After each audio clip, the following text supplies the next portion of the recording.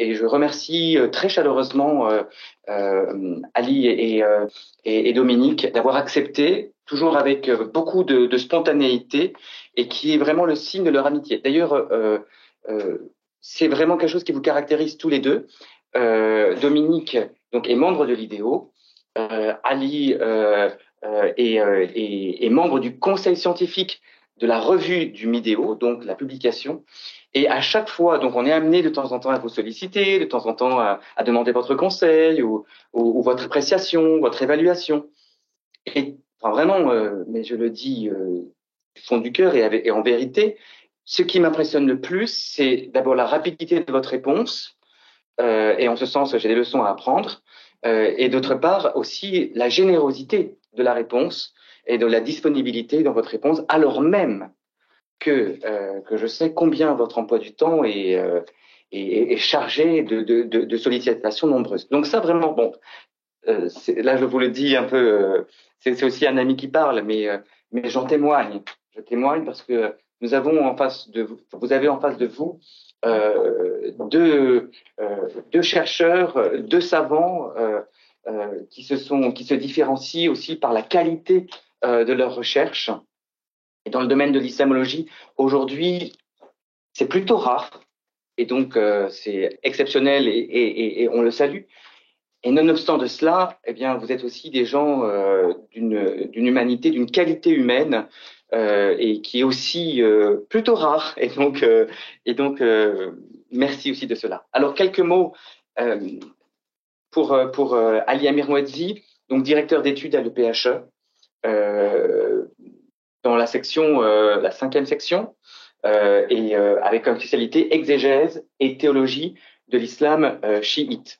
Et vous êtes président aussi, enfin tu es président, on est entre amis, donc on peut se tutoyer, tu es président du conseil scientifique du Nouvel IFI, l'Institut français d'islamologie, qui a vu le jour en février 2022. Je l'ai dit, membre du comité scientifique du Midéo, tu as beaucoup écrit sur le chiisme, et dans le monde francophone, eh bien, s'il y a une référence sur le chiisme aujourd'hui, sur les recherches sur le chiisme, eh bien, évidemment, c'est toi. Alors, tu n'es pas le seul, mais malheureusement, vous n'êtes pas très nombreux. Mais tu contribues beaucoup à montrer que la connaissance de l'islam et le travail en islamologie ne se réduit pas à la connaissance du sunnisme. Parmi tes publications notoires, le guide divin dans le chiisme originel, la religion discrète, le Coran silencieux et le Coran parlant, et bien d'autres, bien sûr. Et puis des collectifs. Et parmi deux collectifs importants, et nombreux, hein, mais je retiens le dictionnaire sur le Coran, publié chez Lafon, et puis publié en 2019, en novembre 2019, aux éditions du Cerf, donc ils sont pas très loin d'ici, le Coran des historiens, bien sûr. Alors, le Coran des historiens, c'est un collectif et il présente vraiment l'intérêt de faire le point sur les recherches sur le Coran aujourd'hui, avec donc évidemment plusieurs interventions, plusieurs perspectives, plusieurs méthodologies. On ne peut pas dire que le Coran des historiens est une école de chercheurs sur le Coran, mais au contraire, enfin, c'est plutôt un agrégat de perspectives, sans pour autant avoir la prétention de vouloir faire école. Voilà. Et d'ailleurs, entre les différentes perspectives, les différentes interventions, il y a des débats, il y a des tensions. Voilà. Dominique Avon, qui est à ta gauche, est aussi un de tes collègues de l'EPHE. Il est directeur d'études et lui, il dirige, il intervient en tout cas, oui, il dirige dans la chaire Histoire intellectuelle du sunnisme contemporain. Et depuis 2020 aussi, Dominique Avon est directeur de l'ISM, l'Institut d'études de l'islam et de la société du monde musulman. Alors parmi ces publications, alors là aussi très nombreuses publications, moi je suis admiratif, mais vraiment, hein, devant la puissance de travail. C'est incroyable. Je ne sais pas d'ailleurs comment vous faites aussi pour trouver tout ce temps, mais vraiment, je suis admiratif. Toute publication est toujours extrêmement fouillée, précise. C'est presque un travail de chirurgien, hein, dans le détail. Voilà, et qui est, vous voyez, encore une fois, c'est pas du détail pour du détail, hein, mais c'est du détail pour la précision aussi de la réflexion qui va suivre. Et ça, c'est assez admirable. Alors, il y a un livre qui est ta thèse, Dominique, hein, c'est sur les frères prêcheurs. Habilitation. Voilà, la thèse d'habilitation, donc les frères prêcheurs en Orient, où donc Dominique a travaillé aussi la création de l'Institut dominicain d'études orientales, donc de l'IDEO au Caire. Et donc, il y a tout un travail historique d'historien qui nous est extrêmement précieux. Et quand je suis arrivé à l'IDEO en septembre 2021, la première chose que j'ai faite, je suis descendu au magasin et j'ai récupéré le livre de Dominique Avon. Parce que, évidemment, il fallait que je me réapproprie aussi l'histoire de ce lieu, l'histoire des frères prêcheurs en Orient. Et là, on a une mine d'informations et de réflexions. On voit vraiment les échanges, les débats, les tensions, etc. Et puis, bon, tout récemment aussi, il y a ce livre de 1200 pages, que j'ai recensé d'ailleurs pour la RSPT, La liberté de conscience, histoire d'une notion, histoire d'un droit. Hein, donc, qui a été aussi promu d'ailleurs, qui a reçu un prix, et qui est aussi une mine d'informations sur l'histoire, hein, de la liberté de conscience. Mais aujourd'hui, vous allez nous parler d'un sujet brûlant. Alors, il y a l'actualité, c'est le Coran des historiens. Alors, brûlant pas seulement parce que le Coran vient du désert, hein, mais brûlant aussi parce que c'est un sujet difficile, c'est un sujet débattu, c'est un sujet qui crée en partie, dans sa réception théologique, parfois, alors même que vous ne la voulez pas, qui crée parfois la polémique. Et je sais que combien Ali n'aime pas la polémique, mais il la constate.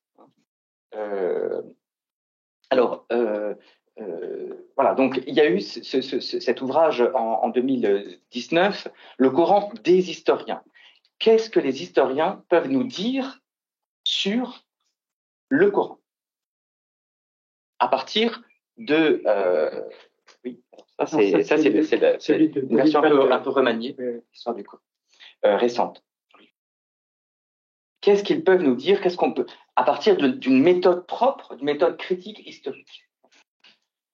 Et juste une anecdote. Alors, Ali va faire le point, hein, sur ces différentes perspectives, ces différents travaux. Et puis, dans un deuxième temps, avec Dominique, mais comment ce travail est reçu dans le monde sunnite, donc par les théologiens ou les savants sunnites aujourd'hui. Et juste une anecdote, j'avais un de nos collègues d'Al-Azhar qui était venu me rendre visite à peine arrivé à l'IDEO. Et juste l'anecdote est la suivante, c'est que il ne comprenait pas le titre, le Coran des historiens. Comment ça? Il y aurait un Coran écrit par les historiens? Vous voyez, et pourtant c'était un francophone. J'essaie de lui dire, mais non, mais c'est pas il me dit, le Coran, c'est le Coran. Il n'y a pas le Coran des historiens comme il y aurait le Coran des sociologues. C'est impossible. Le Coran, c'est le Coran. Point. Évidemment, moi, je tombe des nues devant cette réaction. Je dis, mais bon, là, il y a un problème de langue, hein, un problème de français. Je peux le comprendre. Et j'essaie de dire, mais non, mais c'est le Coran des historiens, en fait, en français, ça veut dire comment les historiens approchent avec leur méthode le Coran. C'est ça, le Coran des historiens. Mais en fait, je me rends compte que mon explication ne le satisfait pas. Il y a un blocage qui n'est pas seulement linguistique, mais qui en fait est épistémologique et beaucoup plus profond en fait. Voilà. Et donc je pense que c'est aussi de cela que Dominique nous entretiendra aussi dans sa comment ce travail est reçu.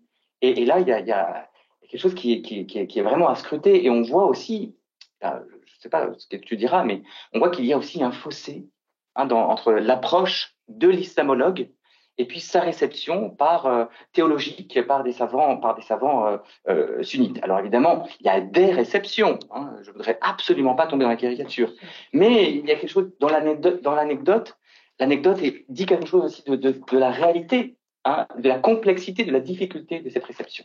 Voilà, j'avais dit 2 minutes et donc j'ai beaucoup trop parlé, et je laisse d'emblée la parole à nos invités. Merci encore d'avoir accepté cette invitation de l'association. Merci beaucoup.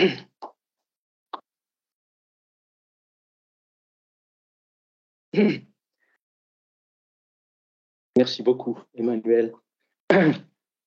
Merci Bertrand, merci à vous toutes et tous, les amis de l'IDEO dont je fais partie. Je suis très heureux d'être là avec vous et je suis très heureux et fier d'avoir Dominique à mes côtés, qui est un ami de longue date et un grand savant, comme tu viens de le dire, Emmanuel. Alors, cette séance a lieu à l'occasion de la sortie du livre qui circule, je crois, qui s'appelle l'Histoire du Coran et qui est la version remaniée, mise à jour du volume 1 du Coran des historiens dont vient parler Emmanuel Pisani. Donc, le Coran des historiens, donc je vais vous dire un mot sur la genèse de ce livre, et puis donc sa version, donc la version finale, la plus récente du volume premier de ce livre. Le projet du Coran des historiens est né en 2014-2015 dans mon esprit pour une raison tout à fait égoïste, c'est-à-dire que depuis, je dirais, une quinzaine d'années, il y avait une telle explosion d'études sur les origines de l'islam, sur la genèse du Coran, etc., que même les gens de la profession, hein, donc les islamologues, s'y perdaient. En tout cas, moi, je m'y perdais un petit peu. Et donc, j'avais besoin des différentes écoles, j'y reviens, des différentes tendances, des différents auteurs. Pratiquement chaque mois, pour ne pas dire chaque semaine, il y avait un article sur le Coran, un ouvrage, une monographie, donc un ouvrage individuel ou des ouvrages collectifs, etc. Et donc, je sentais vraiment le besoin de faire une synthèse. Donc, en 2014, Jean-François Colossimo, que vous connaissez tous, qui dirige les éditions du CERF, et qui est un vieil ami également, m'a dit, est-ce que tu veux faire une nouvelle traduction du Coran? J'ai dit non, parce que ça fera que la 65e et 66e traduction française, donc ça n'apportera rien de nouveau. Mais moi, ce qui me paraît important, c'est de faire une synthèse, surtout accessible autant que possible à tous, des études scientifiques sur le Coran. Donc depuis le 19e siècle jusqu'à maintenant. Donc il a été très enthousiaste et donc le projet est mis en branle en 2015, au début 2015.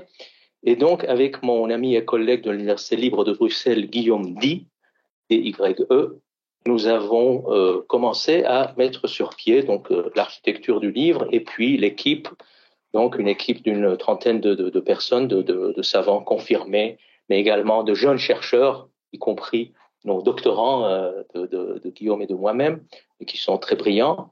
Et donc, nous avons mis sur pied cette équipe, donc formée de savants français, espagnols, britanniques, américains, tunisiens, israéliens, etc. Et donc, au bout de 4-5 ans, 4 ans et demi, en 2019, est sorti le dictionnaire du Coran en coffret à pratiquement 3800 pages, donc en 3 volumes. Et donc, ce livre comprend un premier volume, donc, qui vient d'être réédité, et qui est une introduction quand même assez substantielle de plus de 1000 pages sur l'Arabie et tout ce qui se passe autour au moment de la naissance du Coran, c'est-à-dire aux confins de nos 6e et 7e siècles. Donc, qu'est-ce qui se passe en Arabie, mais également autour de l'Arabie, donc à Byzance, au Yémen, en Iran, en Éthiopie. Et puis, quelles sont les communautés qui peuplent ces régions immenses, n'est-ce pas, que nous appelons maintenant Proche et Moyen-Orient, qui sont les Juifs, les communautés juives de l'époque, qui sont les chrétiens, qui sont de loin la majorité absolue de la population, qui constitue la majorité absolue de la population, les Zoroastriens, etc. Quelle est la situation juridique de l'époque, etc. Et donc, également,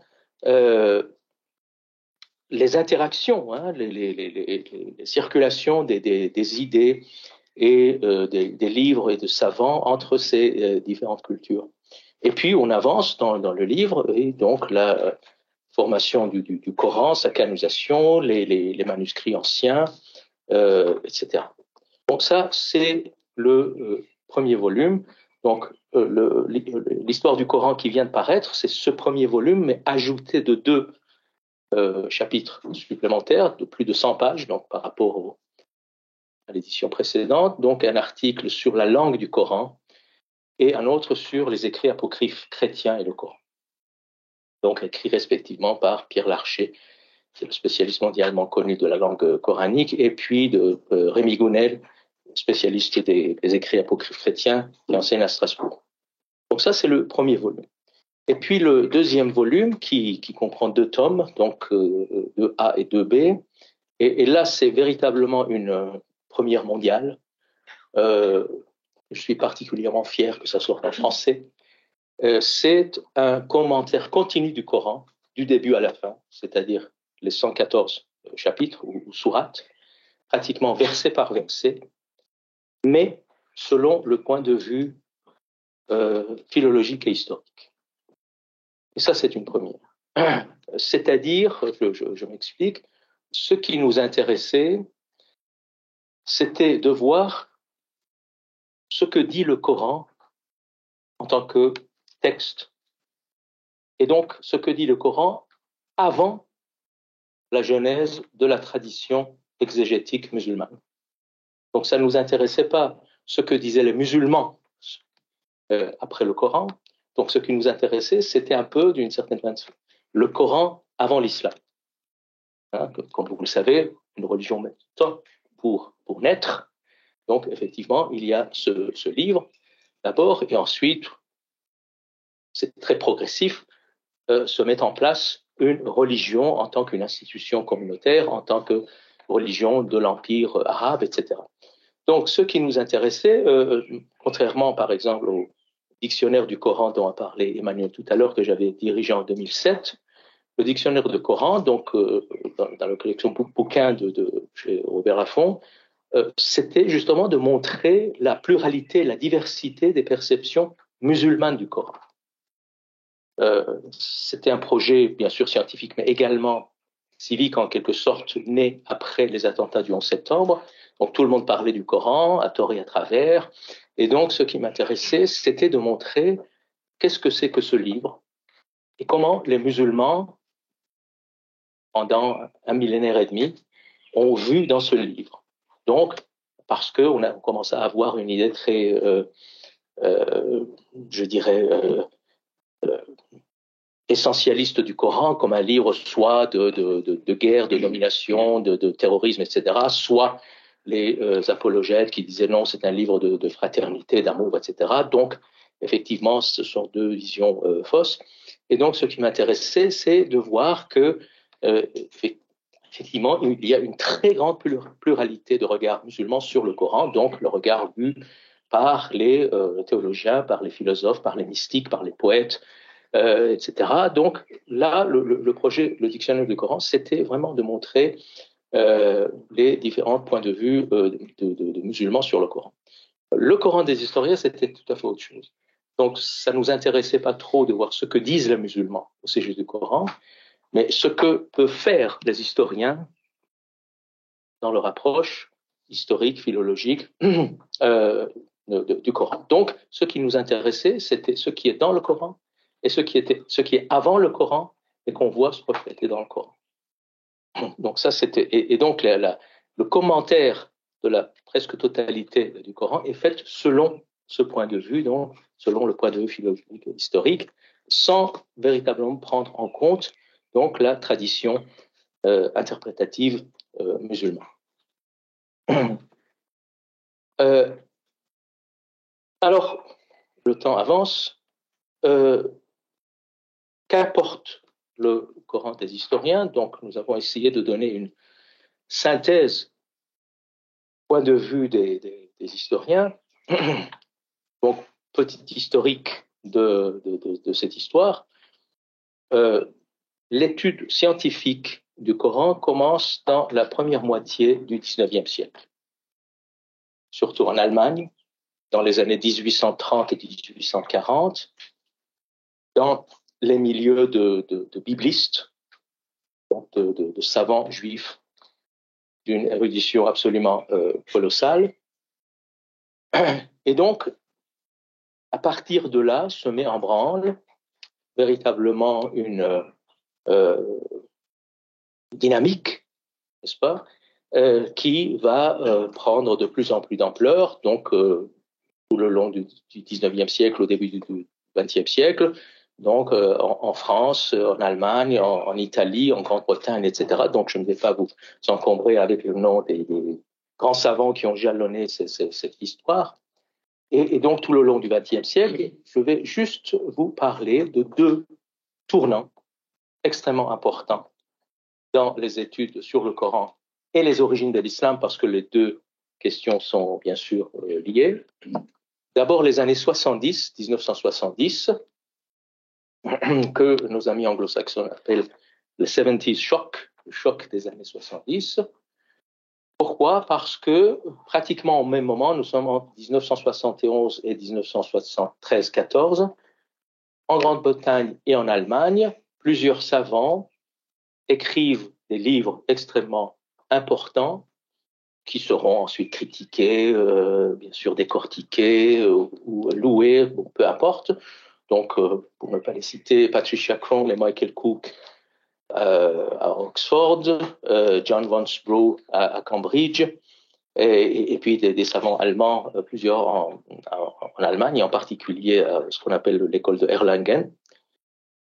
Et donc, ce qui est important pour nous, ce sont les résultats de ces écrits. Deux choses.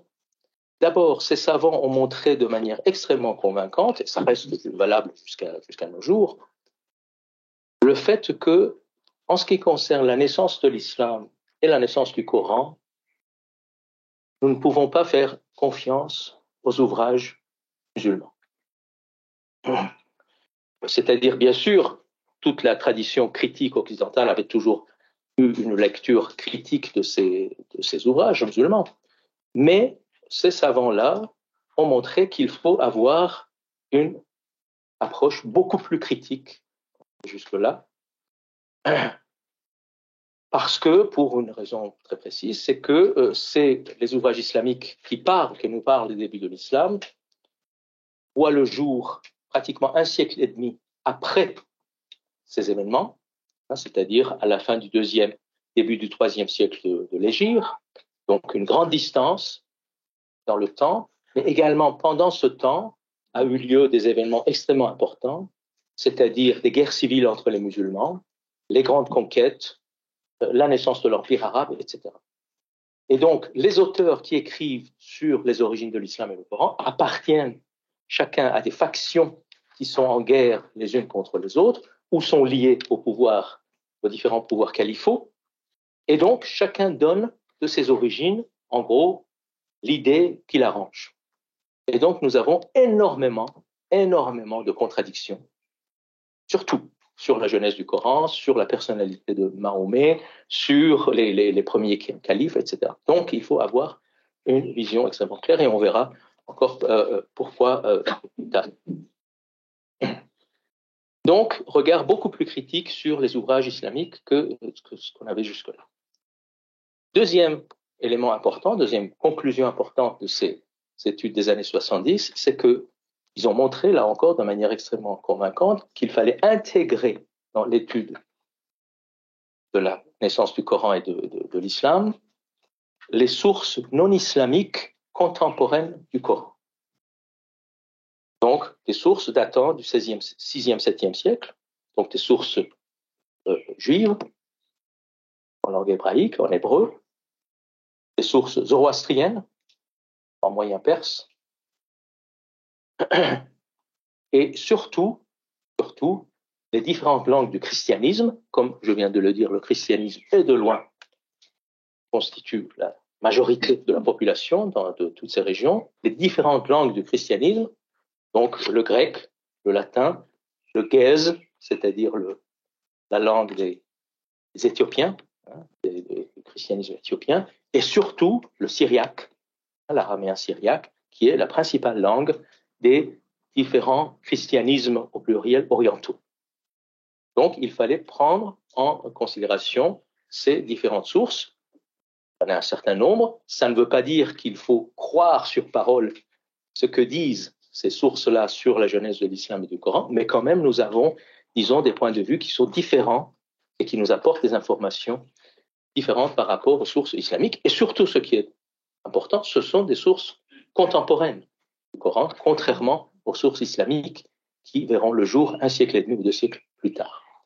Donc là, ce sont les deux résultats, en quelque sorte, de ce premier tournant des années 70. Deuxième tournant, les années 2000. Les années 2000, donc entre-temps, donc un grand développement des études sur le Coran, où peu à peu collaborent ensemble, pas seulement les islamisants, les islamologues ou les spécialistes des études arabes, les spécialistes du Coran, mais également les spécialistes du judaïsme, du christianisme, du zoroastrisme, etc. Donc, il y a des équipes de travail qui voient le jour un peu partout dans le monde, et donc la multiplication des études sur ces sujets. Deuxième tournant, les années 2000, là encore, énormément de publications, dont certaines extrêmement importantes. Donc là, en Europe et aux États-Unis en particulier. Et là aussi, deux conclusions que l'on peut tirer des études des années 2000-2005. D'abord, l'intégration de ce qu'on appelle l'histoire matérielle dans l'étude des débuts de l'islam et du Coran. L'histoire matérielle, c'est-à-dire l'archéologie, l'épigraphie, la codicologie, la paléographie, c'est-à-dire tout ce qui a affaire à des sources non livresques. Donc des choses matérielles. Donc là, on a intégré, d'autant plus que depuis les années, surtout 80-90, les Saoudiens ont permis les fouilles archéologiques en Arabie. Donc, il y a eu beaucoup d'équipes sur place qui sont encore là-bas. Et donc, les fouilles archéologiques ont ouvert d'immenses perspectives, de nouvelles perspectives de recherche pour ces sujets-là. Donc, histoire matérielle. Deuxième conclusion, c'est l'importance du christianisme, surtout de langue syriaque, dans la formation, je dirais, du Coran et la présence des sources syriaques comme sous-texte, en quelque sorte, dans le Coran.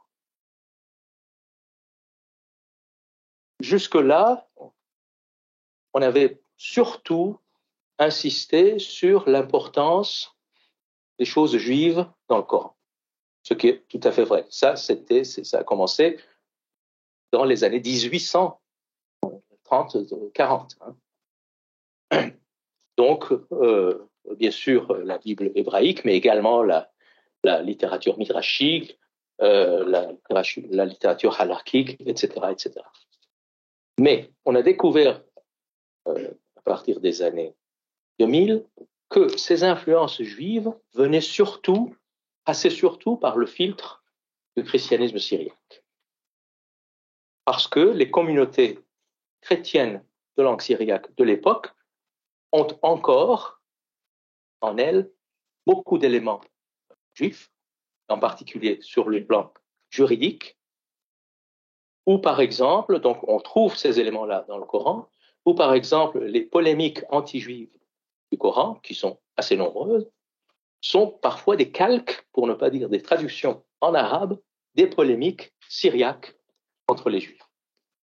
Donc on a découvert que le poids du christianisme ou des christianismes de langue syriaque est extrêmement important dans le Coran, beaucoup plus que ce qu'on a cru jusqu'à ce moment.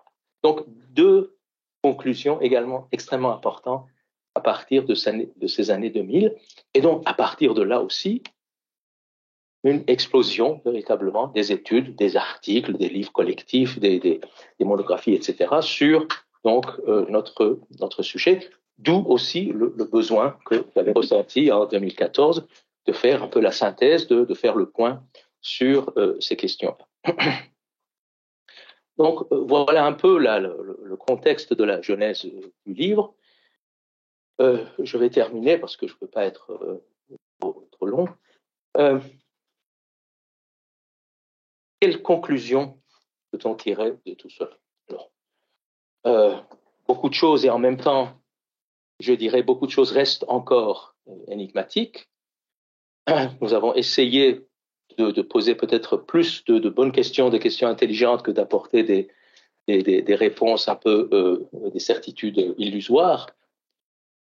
Mais peut-être, parce que nous n'avons pas beaucoup de temps, juste un domaine qui paraît maintenant de plus en plus plausible, pour ne pas dire sûr, pour ce qui est le milieu natif du Coran, entre autres conclusions, que je vous propose sous forme d'un syllogisme.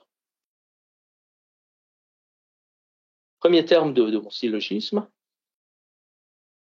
c'est que Mahomet est venu annoncer la fin du monde.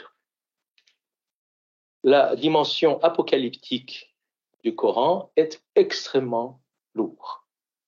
C'est-à-dire qu'il ne s'agit pas de un ou deux versets, de une ou deux sourates, des dizaines de sourates. En particulier ce qu'on appelle, notre ami Michel Cuypers a appelé dans son excellent livre l'Apocalyptique coranique, justement, ce sont les 35 à 2 ou 3 sourates près, les 35 dernières sourates du Coran, qui sont les sourates les plus anciennes, ça on peut le savoir à partir de la langue arabe qui est extrêmement archaïque dans ces sourates-là. Et donc, plusieurs dizaines de Corans, ce sont les sourates courtes, donc, qui annoncent de manière dramatique la fin toute prochaine, la fin imminente du monde, donc des bouleversements cosmiques dans le ciel, sur Terre, et donc invitent les gens à se repentir, à prier, à jeûner, à payer l'aumône, à être bons les uns avec les autres. Là, c'est un thème extrêmement puissant dans ces... Et ça, c'est intéressant, mais on peut discuter après. La notion de djihad n'intervient absolument jamais dans ces sourates-là. Ça vient beaucoup plus tard. Donc, la fin imminente du monde. Et puis, donc, il y a ces 30-35 dernières sourates, et puis des centaines et des centaines de versets un peu dispersés partout dans le Coran, qui annoncent la fin imminente du monde.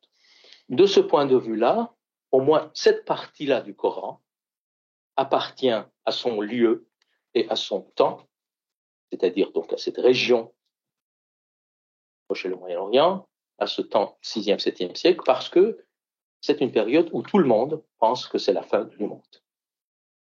Nous avons, au même moment, 2 apocalypses juives, donc en hébreu, qui disent la même chose, 2 apocalypses zoroastriennes en moyen perse, qui disent la même chose, et surtout des dizaines d'apocalypses chrétiennes de langue syriaque, qui disent exactement la même chose, avec parfois les mêmes termes.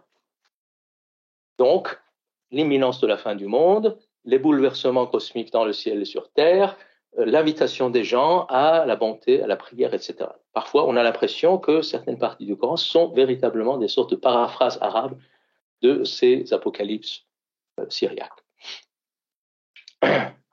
Donc, là, ça, véritablement, il y a certains historiens qui pensent que cette partie-là, c'est peut-être la seule partie du Coran qui remonte vraiment à Mahomet lui-même, pour ce que les historiens des religions appellent les critères d'embarras, parce que finalement, la fin du monde n'est pas arrivée. Donc les musulmans postérieurs n'avaient pas intérêt de fabriquer ces sourates-là et de les mettre dans la bouche de Mahomet, parce que ça le décrédibilise en quelque sorte, puisque la fin du monde n'a pas eu. Donc cette partie-là, qui est peut-être sur le plan, je dirais, littéraire, la partie la plus belle aussi du Coran, donc c'est la partie apocalyptique, donc l'annonce de la fin du monde. Deuxième terme de mon syllogisme, le Coran appartient à la tradition biblique. C'est-à-dire, contrairement à ce que disent les sources islamiques, et là aussi ça fait partie de ce que je disais auparavant, c'est-à-dire on ne peut pas faire confiance aux sources islamiques en ce qui concerne la genèse de l'islam et du Coran, contrairement à ce que disent les ouvrages islamiques, l'Arabie pré-islamique n'est pas une terre d'ignorance de la jahiliya, où les gens adorent les arbres, les cailloux, ils enterrent vivantes leurs filles, etc. Ce n'est absolument pas le cas. Ce n'est absolument pas le cas. Ce sont des données, je dirais, apologétiques. Avant nous, il n'y avait rien. Après nous, il y a tout. Mais ça ne se passe pas comme ça. Donc, on le sait par des données de l'histoire matérielle, les fouilles archéologiques, l'épigraphie, etc., qui nous montrent que ce n'est absolument pas le cas. Mais également, la preuve la plus absolue, c'est le Coran lui-même.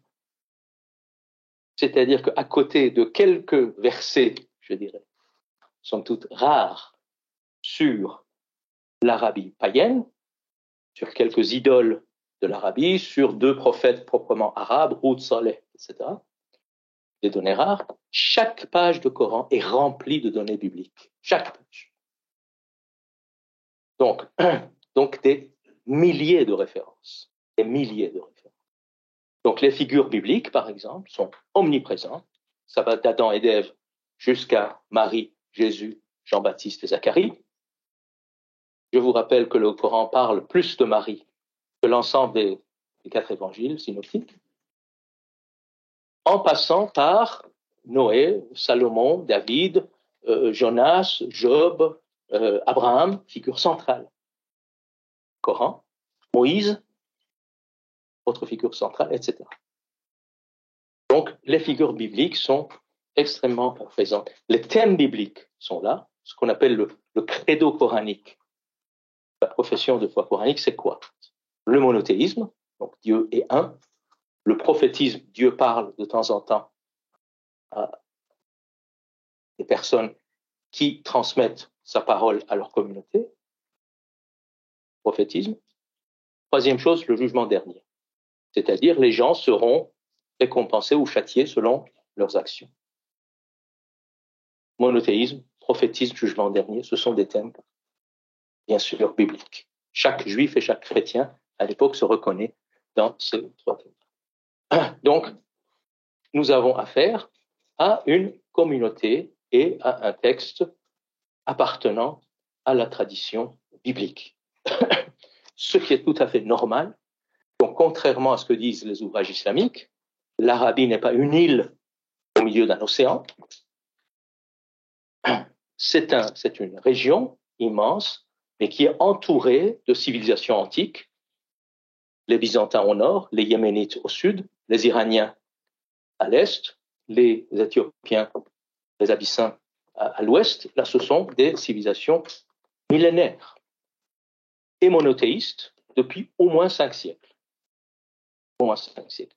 Et les Arabes sont des commerçants depuis la nuit des temps. Ils circulent entre ces terres avec leurs caravanes et, comme on sait, dans les caravanes, on ne transporte pas que des marchandises, mais également des livres, des savants, des idées, des croyances, des religions.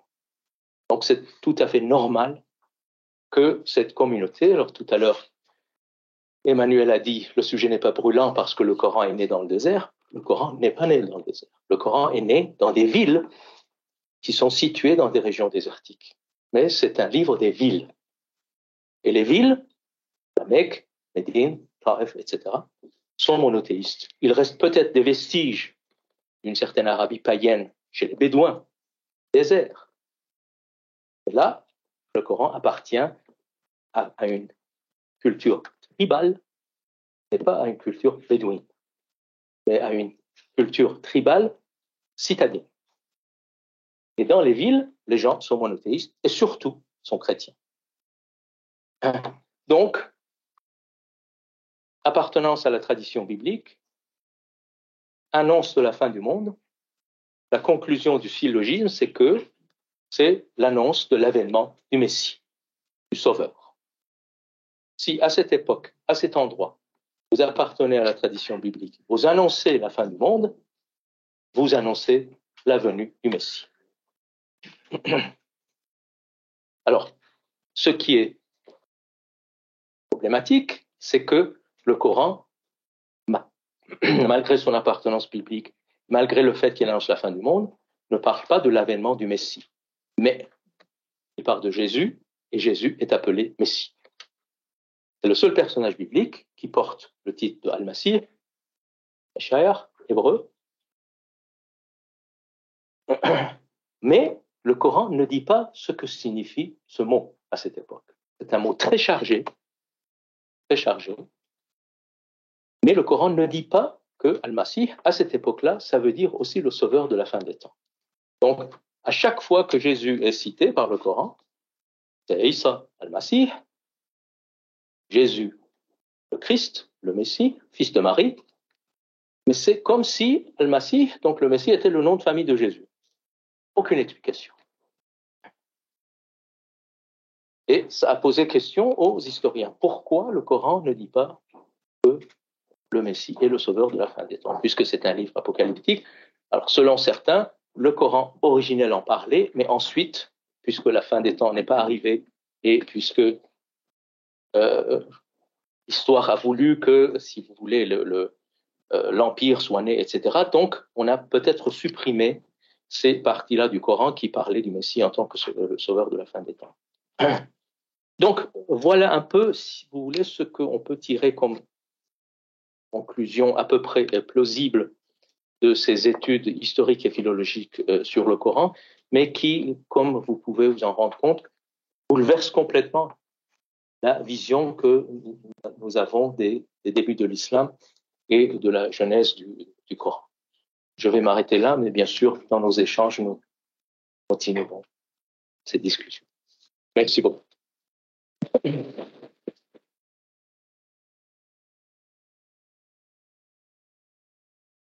Merci beaucoup, merci pour votre invitation. Alors, Mohamed Ali Amir Mouedzi, avec qui je suis très honoré de parler, a commencé son récit au milieu des années 2010. Je vais parler un peu plus fort. Au milieu des années 2010.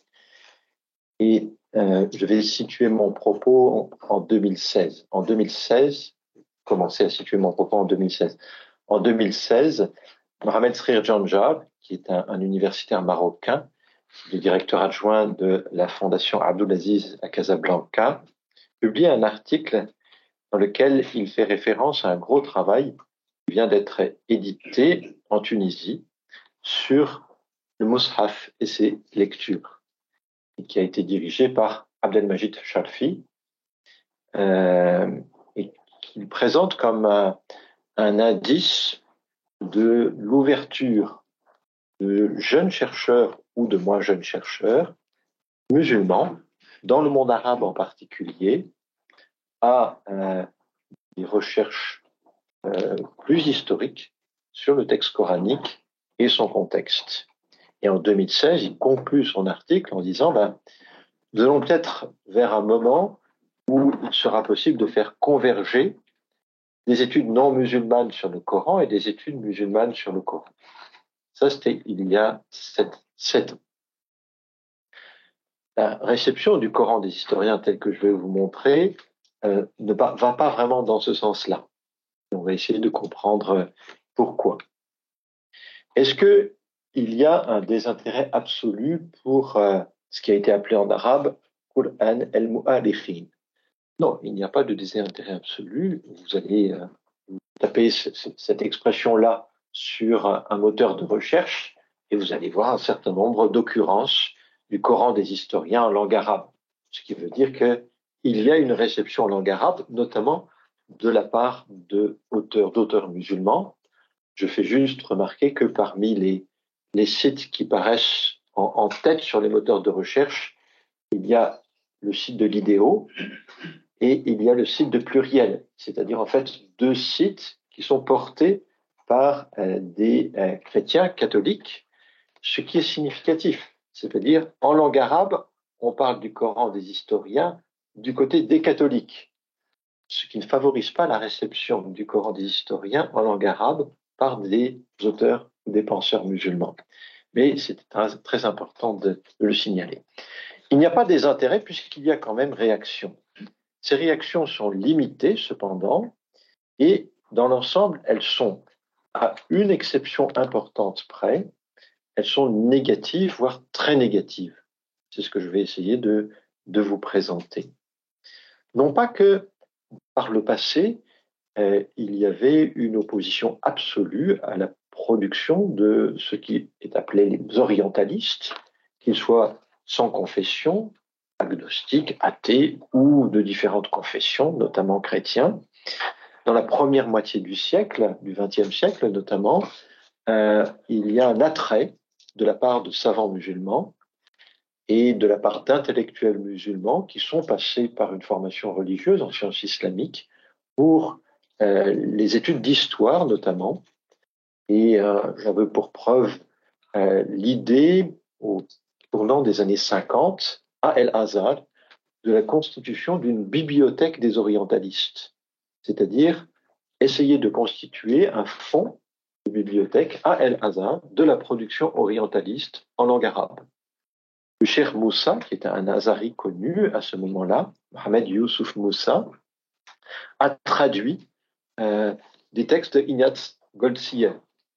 Il les a introduits pour dire voilà la distance que je prends avec cette traduction, mais je veux vous montrer à vous, lecteurs de langue arabe, ils pensent essentiellement musulmans, je vais vous montrer qu'il y a un intérêt à lire ces travaux des orientalistes en langue arabe. Le projet n'a pas de suite, c'est-à-dire qu'il n'y a pas eu de constitution de bibliothèque des orientalistes à El-Azhar, pour la simple et bonne raison qu'à la fin des années 50, ceux qui tiennent des postes de responsabilité, notamment à El-Azhar, sont extrêmement opposés à toute cette production. Et l'expression qu'ils reprennent est l'expression de conquête de la pensée. Je vous remets dans le contexte, la fin des années 50 est un moment d'acquisition par le biais de la négociation ou par la force, par la guerre, d'indépendance de différentes sociétés, États, et ces savants expliquent que la domination européenne n'était pas simplement une domination de type politique et militaire, une domination de type économique et juridique, c'était aussi une domination des cerveaux, une domination de la pensée. Et contre cette domination pluriforme, eh bien, il faut se protéger, il faut se défendre, et il faut donc rejeter ce qui est venu de l'Europe. Et la mobilisation qui est faite à travers un certain nombre de traités et d'auteurs, je pense à Mohamed El-Bahi, qui écrit un essai contre les collaborateurs des orientalistes et des Européens, il pense en particulier à Taha Hussein, contre les orientalistes directement, ça c'est un traité de Mohamed El-Ghazali, et puis d'un cheikh qui a été formé à la Sorbonne sous la direction de Louis Massignon, mais qui, influencé par René Guénon, converti à l'islam, se définit comme anti-moderne à sa suite, et donc comme rejetant tout ce qui est venu de la modernité européenne, forme, si vous voulez, comme un bloc de rejet. Nous sommes 2 décennies avant un texte qui fait date dans l'histoire de l'orientalisme, qui est le texte d'Édouard Saïd. C'est très important quand même de prendre conscience que, en langue arabe, 20 ans avant l'orientalisme d'Édouard Saïd, c'est un essai qui est publié aux États-Unis en anglais d'abord, puis traduit dans de multiples langues pour dénoncer l'utilisation du savoir pour continuer à exercer une domination sur les sujets de ce savoir-là. 20 ans avant, il y a déjà tous les éléments du rejet. Ça, c'est le cadre dans lequel se place, si vous voulez, le monde arabe majoritairement musulman de la seconde moitié du XXe siècle. On n'est plus du tout dans l'état d'esprit que la première moitié du XXe siècle. Et les années 2000, 2010, et donc le temps de réception, le début des années 2020, le temps de réception du Coran des historiens, est aussi en partie celui-ci. Et les quelques réactions que je vais vous décrire maintenant, eh bien, doivent être saisies dans la continuité de ce rejet de ce qui vient de l'Europe, et en particulier de la France.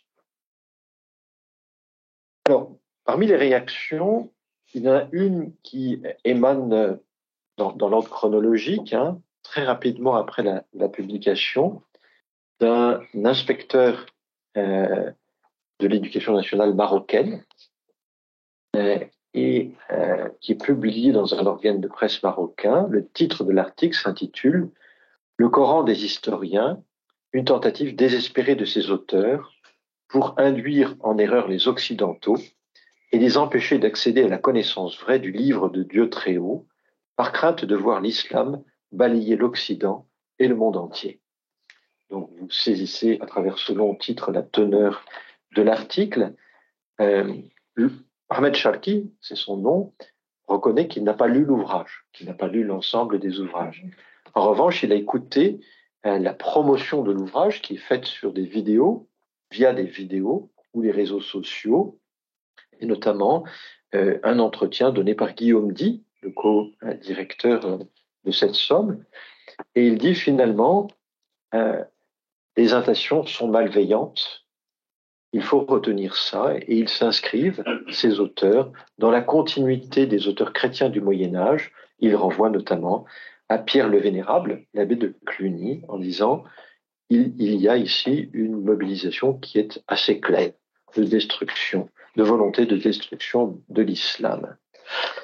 Il ajoute que l'un des co-auteurs est chiite et que le chiisme, nous le savons, dit-il, est né sous le manteau du judaïsme, ce qui en rajoute sur la décrédibilisation du co-auteur. Il s'agit de Mohamed Ali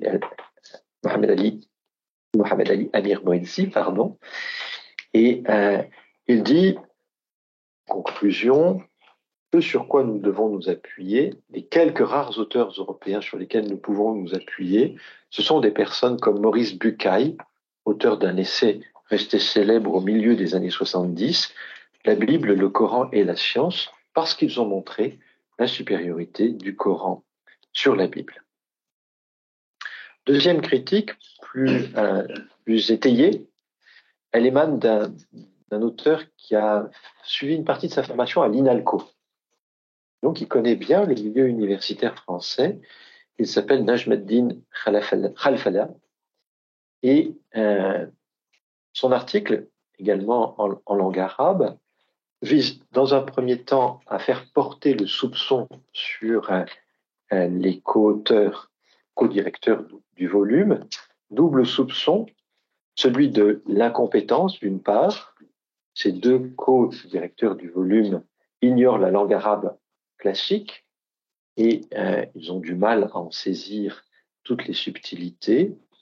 Et puis un deuxième soupçon qui est un soupçon de moyens, puisqu'il dit explicitement « Renseignez-vous sur les agences de financement pour de tels projets ». Donc je pense qu'on va avoir des indications sur les financements du projet dans un instant. Et puis, dans la seconde partie de l'article, il explique que un certain nombre d'éléments qui sont avancés sont en fait des portes ouvertes qui sont enfoncées, dans la mesure où, dans la tradition musulmane elle-même, des savants tels que Suyuti, par exemple, ont apporté un regard critique sur ce qu'ont écrit les mufassirin, les exégètes coraniques eux-mêmes. Et donc, il ne faut pas croire que tout arrive uniquement avec les historiens non musulmans ou autres musulmans du XXIe siècle, de la fin du XXe siècle, mais qu'il y a quand même à prendre dans les textes de la tradition pour montrer tout son apport et donne l'exemple des termes étrangers qui figurent dans le Coran, c'est-à-dire étrangers à la langue arabe qui figurent dans le Coran, en précisant que El-Jawaliki a exposé dès le XIe siècle de l'ère chrétienne qu'il y avait plus de 400 termes non arabes qui figuraient dans le texte coranique. Derrière cette critique se cache une critique contre Mohamed Harkoun, qu'il en profite pour discréditer, et il dénonce le choix arbitraire qui vise à privilégier les sources non islamiques. Dans la même veine, Daoud Abou Salman écrit, là c'est un article un peu plus rapide, qui remet en question ce qui vient d'être dit par Al-Fala. Alors la critique la plus fine, me semble-t-il, la plus nuancée, elle émane de collègues tunisiens. C'est une conférence à plusieurs voix que vous pouvez retrouver sur YouTube et qui est portée par Nader El-Hamami. Et Nader El-Hamami fait partie de l'équipe de Abdelmajid Sharfi. Parmi les intervenants, Mohamed Arbin Seri, qui est un spécialiste de l'Antiquité tardive et qui a fait ses études en Europe et notamment en France. Et puis également Hayat Amamou, qui est une spécialiste de la Sira. Alors, pourquoi je dis que c'est une critique beaucoup plus nuancée? Parce qu'il ne commence pas par discréditer les auteurs pour leur carte d'identité. Et il s'intéresse véritablement au contenu de la critique. Et il cherche à comprendre la démarche, la méthode dans laquelle, ici, les différents auteurs et les coordinateurs du volume sont entrés. Ils mettent en évidence ce qu'a évoqué Emmanuel Pisani tout à l'heure, c'est-à-dire que tous les contributeurs du Coran des historiens n'adoptent pas les mêmes méthodes et ne sont pas forcément d'accord entre eux sur tout. C'est-à-dire, c'est aussi un livre qui montre que on ne met pas le point final sur une recherche, mais que l'on est en train de chercher, qu'il y a des éléments convergents et puis qu'il peut y avoir des points d'interrogation. Mohamed Ali Amir Moedzi vient de vous dire qu'il y a encore tout un tas d'interrogations, mais qu'il faut poser des questions et des bonnes, des moins mauvaises questions, en tout cas. Le point nodal, si vous voulez, de leur critique est le point suivant, qui paraît assez intéressant parce qu'il est porté également dans des milieux francophones et pas forcément des milieux confessants musulmans francophones, également par des milieux universitaires francophones. Et c'est le suivant, vous allez voir tout de suite un écho par rapport à ce qui vient d'être dit, c'est que avant d'être mis par écrit, il y a une transmission orale de ce qui devient le texte coranique.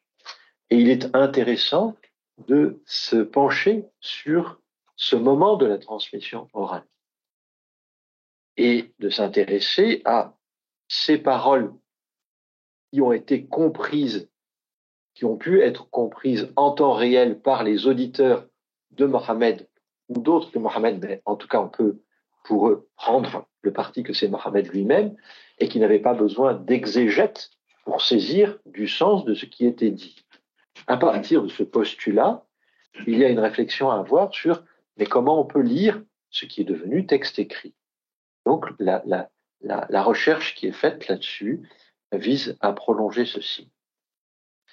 Ça, ce sont des critiques, si vous voulez, très différentes, vous le constatez, et qui, pour moi, sont intéressantes comme historien du contemporain sur la diversité de cette réception. Critique de l'année 2020 essentiellement. Et puis, je vais vous donner encore deux autres types de critiques qui sont postérieures, de l'année 2021 et de l'année 2022. Critique de l'année 2021, elle émane d'une professeure qui est à la retraite, professeure à l'université du Caire, femme, Zeynab Abdelaziz, née en 1935 et qui était spécialiste de la civilisation française et de la littérature française. Spécialiste de la civilisation française et de la littérature française. Son intérêt, l'intérêt de son article qui paraît en langue arabe ici, sur la revue électronique El Umma, est qu'elle a pu directement regarder au moins une partie du travail qui a été co-dirigé par Mohamed Ali Amir Moedzi.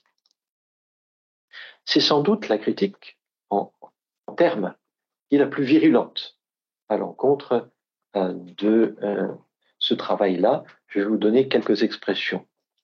Il s'agit, dit-elle, de la gifle la plus grande et la plus lâche dirigée par la France contre le Coran, l'islam et les musulmans du monde entier, et en particulier les musulmans de l'Égypte, pays d'Al-Azhar. C'est un crime, c'est une attaque féroce et malveillante. Vous voyez ici, on ne se situe pas du tout sur le même registre que la critique de Nader El-Hamami, mais on perçoit sous la plume de Zeynab Abdelaziz, qu'il y a en fait un projet et que l'ouvrage, l'ensemble, la somme co-dirigée par Mohamed Ali Amir Moïse, participe d'un plan. Et c'est en toutes lettres, qui est concerté avec le chef de l'État, dit-elle, qui œuvre, je cite encore, à arracher l'islam de la France, à fermer les mosquées et à bâtir un islam de France. En d'autres termes, ce travail académique participe en fait d'un projet politique et religieux. Et il est inscrit dans ce projet politique et religieux.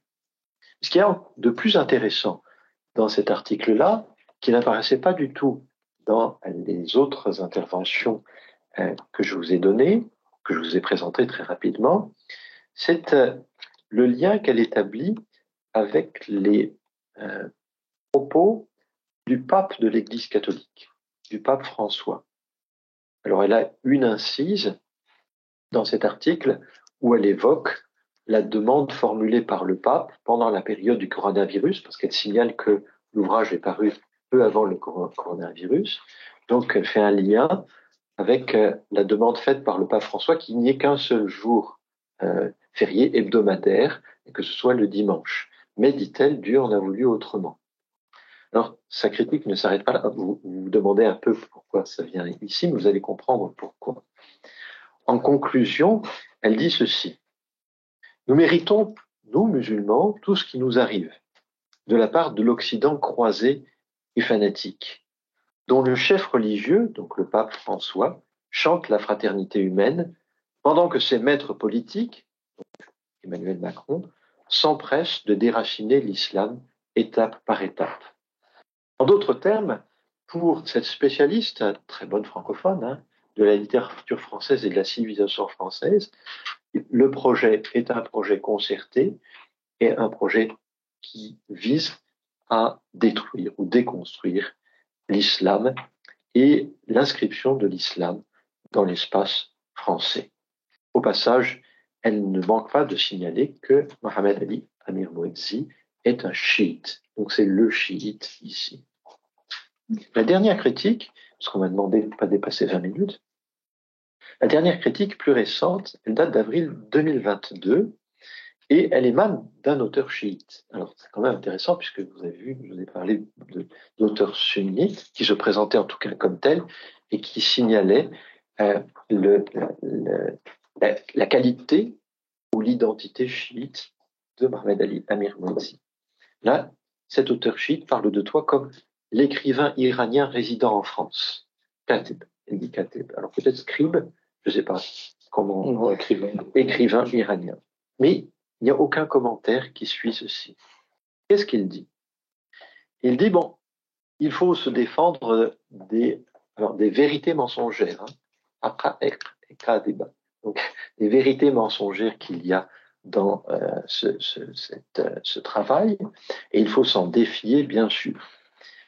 Mais la valeur ajoutée, si vous voulez, de cet article-là par rapport à ce que je vous ai indiqué, c'est que si il y a accord avec une grande partie des auteurs sunnites que j'ai signalés sur l'impossibilité d'approcher le Coran comme cela a été fait ici, il y a en revanche l'invitation à penser la vie du prophète de l'islam différemment. Et l'auteur indique, donc il s'appelle Mujtabi al-Ahmati, il dit les francophones et les Français ne savent pas suffisamment, ne connaissent pas suffisamment la vie du prophète selon la lecture chiite. Et donc nous devons leur faire connaître ça. Et plus encore, il parle des traductions du Coran en français.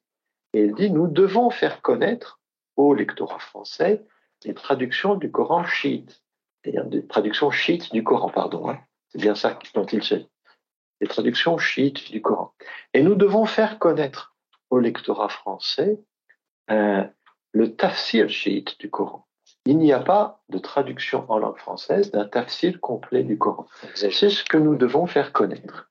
Et là, vous voyez ici que la critique est un peu différente, puisque le projet est de faire connaître aux francophones ceci. Et il dit, il y a des moyens très simples. Il faut faire connaître des petites histoires du Coran, tacites, simples et courtes, brèves, pour que petit à petit infuse dans la société française une compréhension chiite et du texte coranique et de la vie du prophète de l'islam.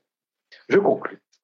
Je conclus en disant donc que le contexte de réception n'était pas favorable. C'est-à-dire, depuis 70 ans, il y a une défiance, c'est à peu près cette décennie, il y a une véritable défiance qui est formulée en toutes lettres en langue arabe par des auteurs musulmans contre tout ce qui peut être produit par des auteurs francophones, anglophones, germanophones ou autres. Cette défiance a été renforcée par des critiques qui ont été formulées dans les universités européennes ou nord-américaines. La critique saïdienne, la critique hassanienne, la critique qui émane de Wael Hallaq et d'autres. C'est-à-dire que, comme il y a ces critiques-là qui sont elles-mêmes traduites en arabe, cela ne fait que renforcer, si vous voulez, tout ce qui peut être produit, remettant en question un certain nombre d'éléments.